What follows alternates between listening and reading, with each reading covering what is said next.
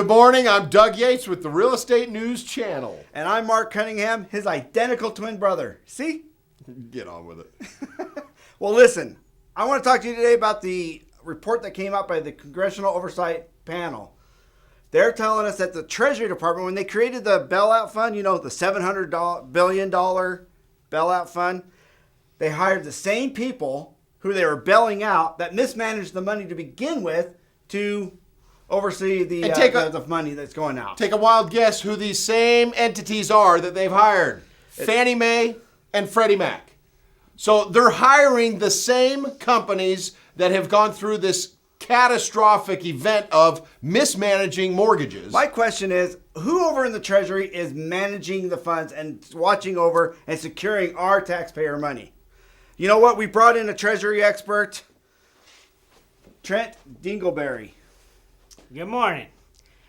I've been overseeing the funds.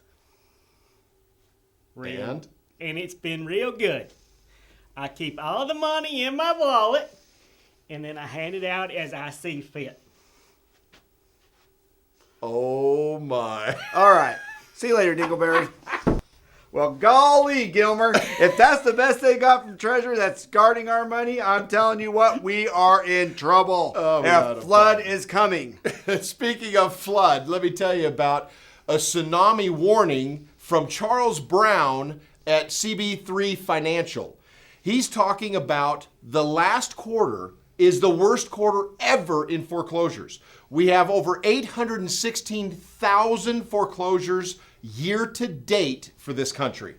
And the other concern is that's averaging over 120,000 foreclosures a month. That puts us at 1.2 million for the year. That's what they were estimating until this so-called moratorium of foreclosures with the banks hit. Well, listen, I heard from Rick Sharga, who is the Senior Vice President at RealtyTrac. He believes that this moratorium or this halt or whatever you want to call it, stoppage, is going to be short and that they're going to resume very quickly and that he still thinks they're going to do over 1 million foreclosures this year. And that is possible. Here is a concern. What it's going to do to the effect of real estate market in all of our areas.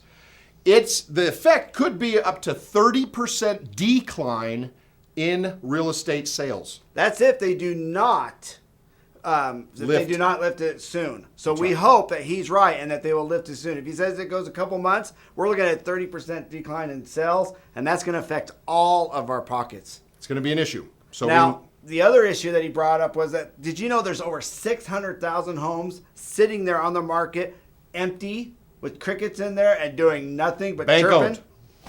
When they're waiting for an uptake in the market for them to be able to release them, and they think that they're going to be able to make more money. The problem is, it's going to obviously drive down prices once they do that. So the time is now to get good and start working on homes that are in inventory right now that you can sell. And let's get them going. Let's have a great record month. The tip of the day is the mindset of the investor. And who is the investor? The investor is the person who holds a note that is behind the bank or the servicer that you make your payments to. You ever wonder why your commission gets dropped from 6% to 5%? Well, here I'm going to tell you exactly why. Most investors set up a trust, and when they create this trust, they create these governing rules to the trust.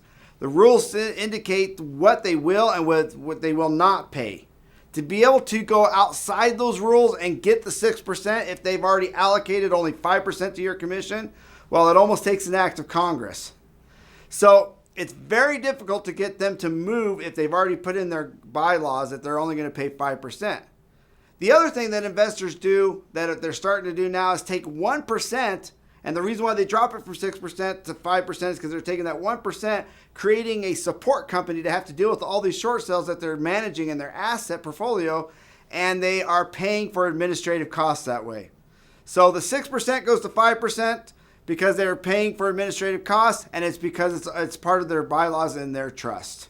Now, to end on a positive note, did you know that from RealtyTrac, all notices of defaults are down 21% from last year, which is a huge number.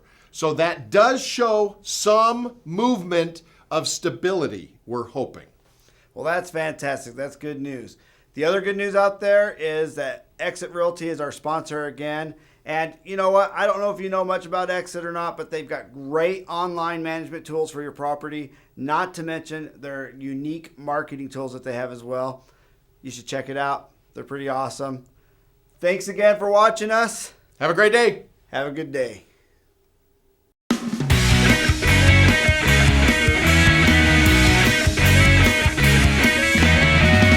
boys, I think you left this thing on. Maybe this button right here will turn it off. You can't touch this. You can't touch this. You can't touch this. You can't touch this.